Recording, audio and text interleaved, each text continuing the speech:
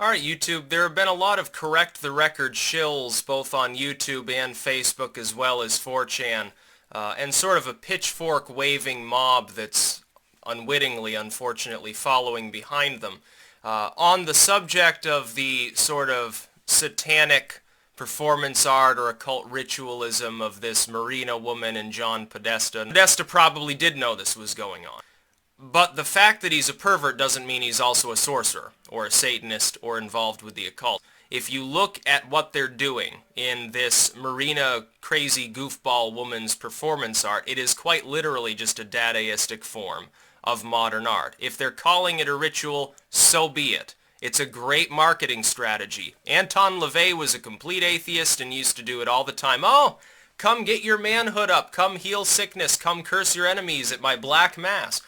And he was an atheist. He didn't believe in a literal Satan or the Christian God or any of these things. Now, I have personally spoken with people who were involved with the Satanic Panic, people whose names you would recognize within the Satanic Panic at large. We're talking the top rung of individuals that were involved at the time. It's like a second Salem witch trials or something.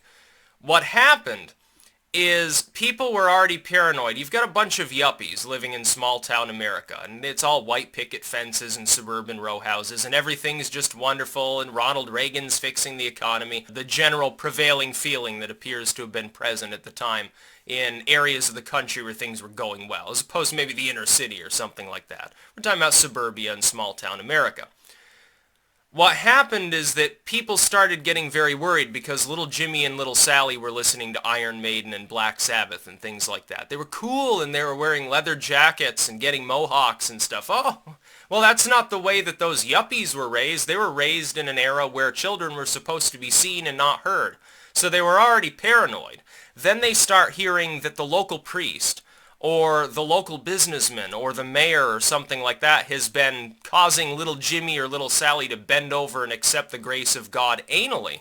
And they can't wrap their minds around it because they had severe cognitive dissonance. What they cooked up is, oh, it's a worldwide Satanist network or a bunch of witches. And it really depends. I can remember when I was a kid, sort of towards the end of the Satanic Panic stuff, it had morphed into from specifically Satanists into witches in general. The Wiccans got lumped in over time, pagans got lumped in over time, and so forth. But if you look at the satanic philosophy, it forbids harming children. It also forbids animal sacrifice sort of stuff. It says don't harm animals unless they're for your food. What happened is that it made an excellent scapegoat for the fact that these people, psychologically speaking, couldn't wrap their minds around the thought that perfectly normal Christians, Jews, and secular individuals, they couldn't wrap their minds around the fact that people within their mainstream, hyper-patriotic American culture could do such a thing. So they scapegoated. They tried to find that creepy person who wears all black and blame it on them. You had Christian opportunists at the time. They were there specifically to sell, oh, how to identify a Satanist, buy my new book for $9.99. And some of these people made quite a lot of money off of it. People like Bob Larson, people like Jerry Johnson. They're charlatans. Go look at Bob Larson's website and he's still trying to sell exorcist services. Because of the way things operated in the 80s, late night talk shows and spooky radio programs were at a premium at the time. They got all the soccer moms, all the moralist pearl clutchers, the same people that said just say no to my generation. The bigger the lie, the more people will believe it, is in essence. So if you talk a big game, and you stand up there and start ranting about reptile people or aliens bringing down the World Trade Center, or some other arcane conspiracy theory, even if it's completely false, provably false, more people are going to believe that because it's going to hype up the fringe of society. I don't blame people. There was a time years ago when I used to go through the Saint Brigida videos and watch exorcisms and ghost pictures and stuff like that, and I thought it was great. It was very spooky at the time. What I eventually realized is that that spooky dooky side that was so enthralling in the Hollywood sense, it drove a lot of audience, but it wasn't the authentic occult. It wasn't the authentic paranormal. None of it was actually true. What I was witnessing was infotainment.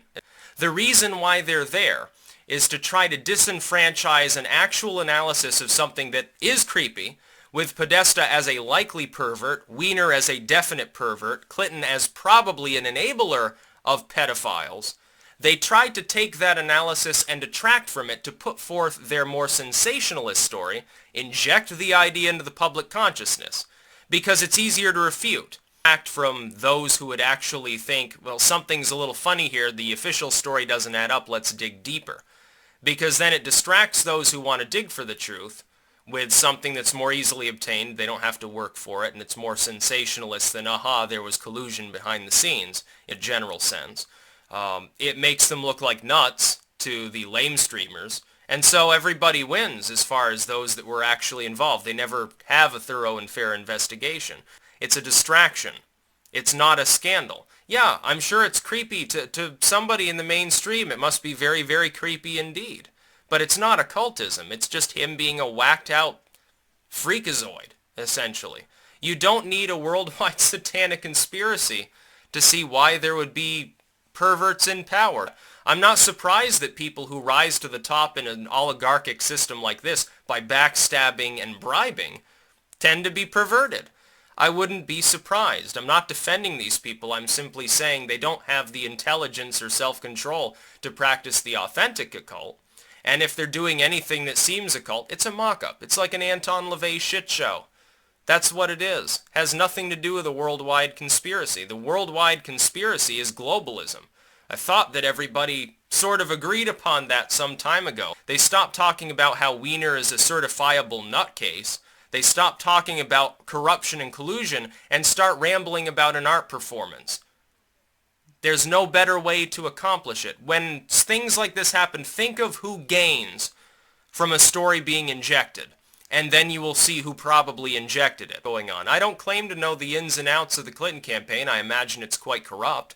I imagine it's quite degraded and dark and despoiled and filled with madness and sickness and lunacy. But that doesn't mean that I believe they're devil worshippers. Hell, if they were devil worshippers, they'd be a lot more noble than they are. They would know better.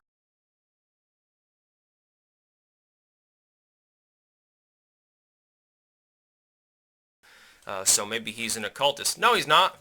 He doesn't understand these things at all. Take one look at his emails. He's completely fixated on the materialistic. Then comes out, says, oh, he almost quit the Clinton campaign. Well, I'm not surprised, because he doesn't know what he wants. He has no self-control. If you want to control anything, you have to control yourself first. You have to be able to gauge what people's reactions will be to any action you undertake. That's the form of control the occult is all about.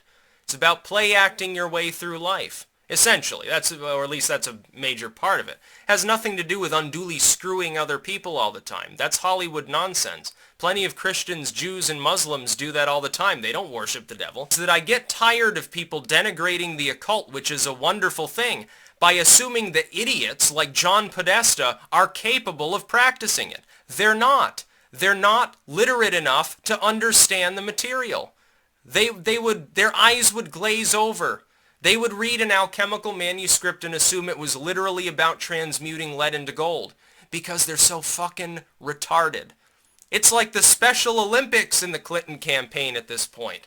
And you're trying to tell me these people are part of some secretive cult that rules the world? They can't even rule themselves. They're just a bunch of weirdos. Yeah, they're perverts. Of course they are.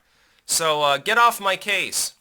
I'm telling you, as somebody who practices the occult, who's been a Satanist, who is still philosophically a Luciferian. I don't follow Anton LaVey's bullcrap anymore. Nor would I ever join the Church of Satan or the Temple of Set or any of these other retard groups. It's just LARPing, basically. You pay a bunch of money to get a little paper card, ooh, aren't you special? Then people claim the Freemasons are an occult society. I've read plenty of Freemason literature. They're just a bunch of deists. Because technically it's the same God. I think it's basically just an Abrahamist mystic order. But it's not really occultism. They have the mock-ups, just like Anton LaVey, who, again, was an atheist. But people need to know it from somebody who knows what they're talking about. And when people say, oh, you don't know anything about the occult, what planet are you living on? Go back through my goddamn videos and see what I've talked about for years now. And then shut the fuck up. It's as simple as that. He's against globalism. I oppose globalism. I have no love for Podesta, Clinton, or any of these other orangutans in her campaign because that's exactly what they are. Yeah, they're freaks. They're weirdos. But they're not occultists because they're not smart enough to be. That's about all. Peace out.